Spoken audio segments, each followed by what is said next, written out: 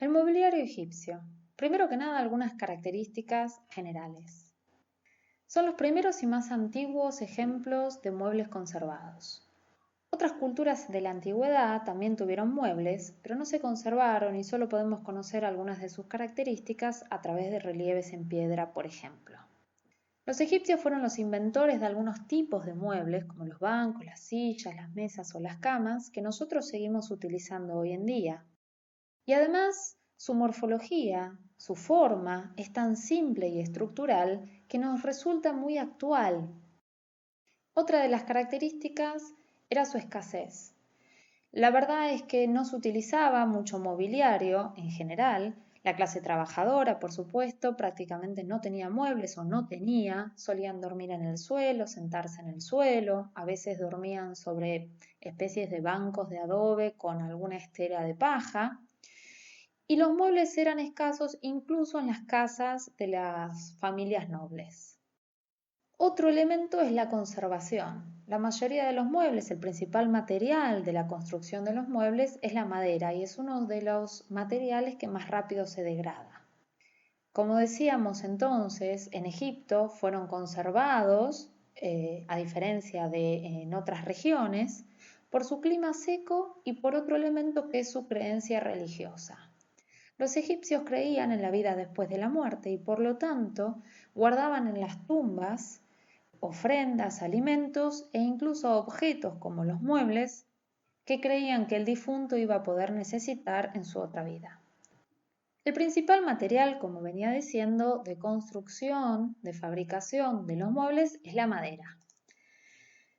La madera en Egipto era muy escasa y por lo tanto valiosa, ¿sí? Las especies que crecían en Egipto eran la acacia, el tamarindo, el sicomoro y la palmera, que no eran particularmente adecuadas para la construcción de muebles, por ejemplo. La mayoría de las maderas entonces tenían que ser importadas. Ustedes piensen que en Egipto su clima seco y árido y su muy estrecha franja en la que se puede cultivar, eso hacía que entonces fuera muy difícil plantar este tipo de especies y si se plantaban eran árboles que tenían que servir para sombra o para dar frutos. Como la madera era escasa y valiosa, algunas de las técnicas reflejan la intención de aprovecharla al máximo. Por ejemplo, la marquetería y el contrachapado. La marquetería consiste en la incrustación de distintos trozos de madera, para los que se usaban maderas más valiosas e importadas en pequeños pedacitos, sobre una base de madera, y el contrachapado, que es la superposición de distintas láminas de madera. Las técnicas de los muebles en madera eran el contrachapado, la marquetería, la incrustación, que podía ser de otros elementos como el marfil o piedras preciosas, los encastres, que son las distintas formas de unir, de ensamblar las piezas, las patas al resto de la silla, por ejemplo, y el enchapado, que es cubrir con láminas de oro la madera. Otros materiales eran, por ejemplo, las cañas, los juncos, el mimbre, incluso el mimbre, los muebles de mimbre que hoy nos parecen económicos y básicos, podían ser un símbolo de estatus porque la clase trabajadora directamente no tenía muebles. El cuero que se utilizaba en forma de tiras, por ejemplo, para el asiento de los bancos o las sillas, paños de oro y plata, incrustaciones de marfil, piedras preciosas y otros, y elementos como los clavos, que podían ser clavijas de madera o clavos de cobre y oro, y en muchas ocasiones el clavo era de madera, pero la cabeza, que era lo que se veía, era de oro. Vamos a ver entonces ahora algunos ejemplos. Los bancos. Los bancos eran generalmente bajos, podían ser rígidos o plegables. Fíjense en la primera imagen, es un banco, le falta el asiento de cuero, ¿sí? Es un banco, se llama hoy en día tijera, ¿sí? Es muy actual, si no fuera por las patas que vamos a ir analizando. Entonces, bueno, decía, podían ser rígidos o plegables, bajos. Los asientos, que es la superficie horizontal sobre la que uno realmente se sienta, se hacían con juncos tejidos o con tiras de cuero. Vemos hay algunos ejemplos en los que se conservó parte del entretejido de paja, ¿sí? O también podía ser con hilo de lino entrelazado en algunos casos. Pero en la mayoría de los casos, por supuesto, este tejido se perdió o queda muy deteriorado. De todas maneras, lo poco que se ha conservado ha permitido reconstruir algunos ejemplos. Vemos otro elemento, ¿sí? Es que son las patas, y lo vamos a ver repetidos en distintos tipos de muebles, y es que las patas suelen estar o torneadas, como la del tercer ejemplo, como esta, o ser en forma de patas de animales, ¿sí? Generalmente en forma de pata de león o de toro, y algunos ejemplos más particulares, como el de este banco, y hay otras sillas, que tienen las patas en forma de boca de pato. Y podemos ver algunos ejemplos conservados y también, por supuesto, como habíamos mencionado respecto a otras culturas en las que no se conservaron los muebles en sí, conocemos el uso, la estructura y otras morfologías a través de los relieves y pinturas que abundan en Egipto. Acá tenemos la típica escena del difunto sentado frente a la mesa de ofrendas y podemos ver entonces esta mesa y el banco, que en este caso también tiene patas de animal. Vamos entonces ahora a las sillas. Las sillas básicamente son una especie de banco con respaldo, ¿sí? Eran generalmente bajas, eran profundas, el respaldo solía ser alto, muchas veces estaban un poco inclinadas, ¿sí? Con las patas traseras ligeramente más bajas que las delanteras. El asiento podía ser, ¿sí? La parte horizontal sobre la que nos sentamos solía ser de madera, de paja o hilo de lino entrelazado. Las patas, como mencioné respecto a los bancos, podían ser torneadas o en forma de patas de animales. En este ejemplo en particular les estoy marcando un elemento que es la chambrana. Las chambranas son estas varillas que unen y refuerzan las patas.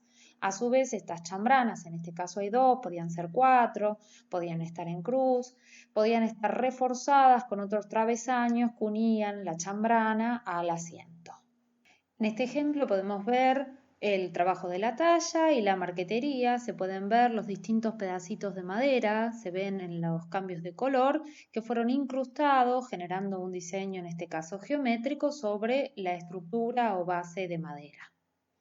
También podemos observar nuevamente las patas en forma de patas de animal y algo que era muy característico y se repetía, esta especie de cilindro que separa y protege a la pata, que era la zona que más roce tenía. Y en este caso, que es la silla de la tumba de la reina Jeteferes, esta es una reconstrucción, como les había mencionado.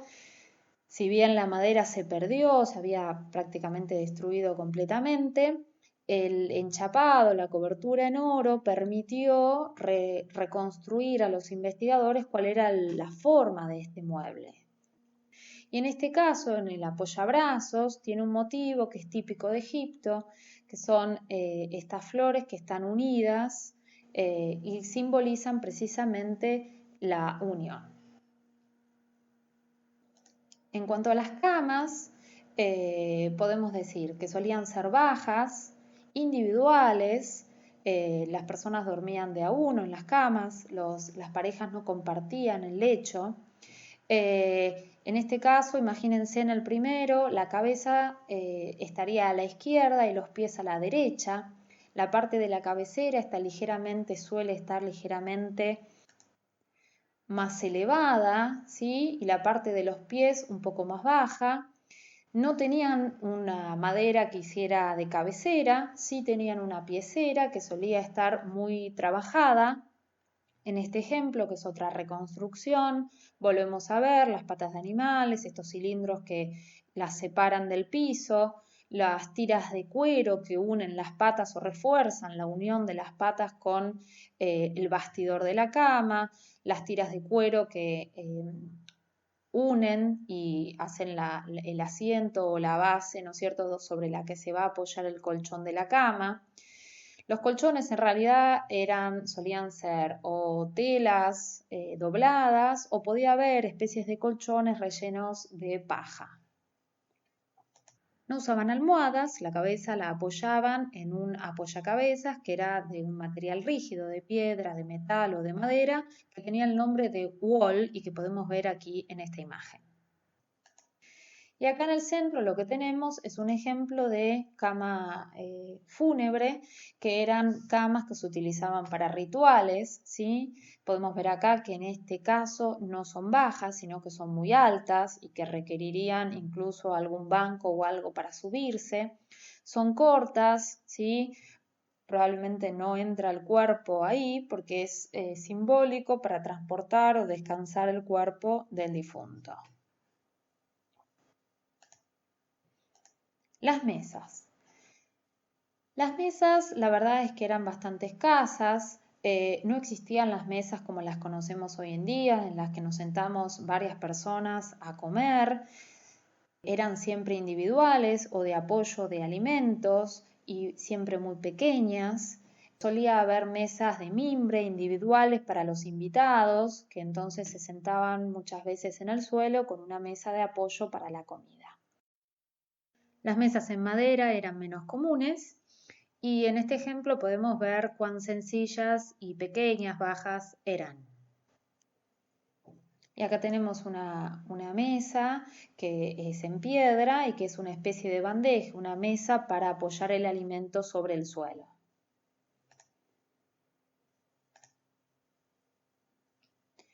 Y finalmente los tronos. Estas son sillas ceremoniales, ¿sí? De los faraones exclusivamente. Y les traje el ejemplo del trono de Tutankamón para que veamos algunos elementos. Básicamente son sillas, ¿sí? Pero más enriquecidas y con un significado simbólico más profundo. En este ejemplo, que es muy rico, nosotros podemos ver algunos elementos. Escenas iconográficas, ¿sí? En el respaldo podemos ver a Tutankamón con su esposa y el dios Atón, que es este disco solar del que salen los rayos y los está bendiciendo, iluminando a la pareja real. La reina está untando aceite al faraón.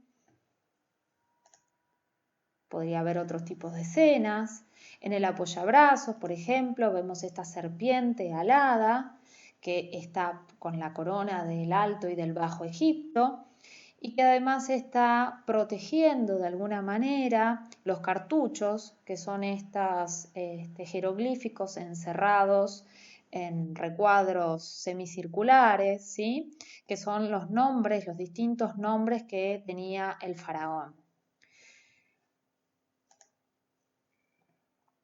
Podemos ver, les traje esta otra imagen para que vean los elementos iconográficos de la chambrana, ¿sí? En esta imagen no se conservan, se rompieron y les traje esta otra silla de Tutankamón de la misma tumba en la que sí se conserva, ¿sí? Estas varillas, digamos, que unen la chambrana con el asiento, que tenían un simbolismo muy particular y que estaba muy repetido en Egipto, que era la unión del Bajo y del Alto Egipto, de las tierras del norte y del sur, que era una especie de legitimación del poder sobre todo el territorio y que solía acompañar las imágenes de los faraones.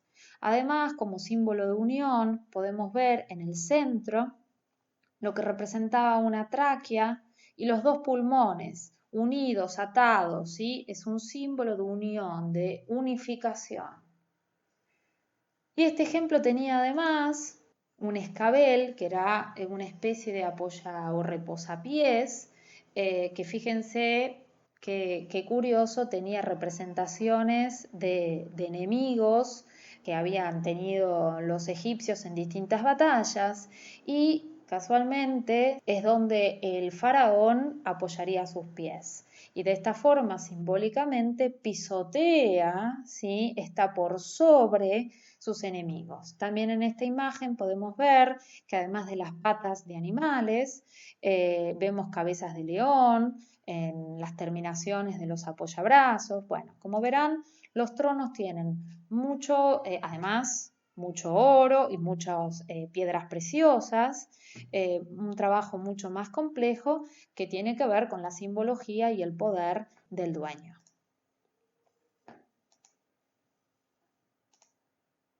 Y bueno, el simbolismo, para resumir de esto que veníamos diciendo, básicamente para analizarlo a través de las formas y los motivos y el material. Las formas, lo que venimos diciendo, las patas en forma de toro o león que otorgan la fuerza y la vitalidad de estos animales a quien se sienta sobre ellas, ¿sí? Y además, claro, la decoración, los relieves, los motivos que puedan aparecer en el respaldo, que se puedan tallar en los apoyabrazos.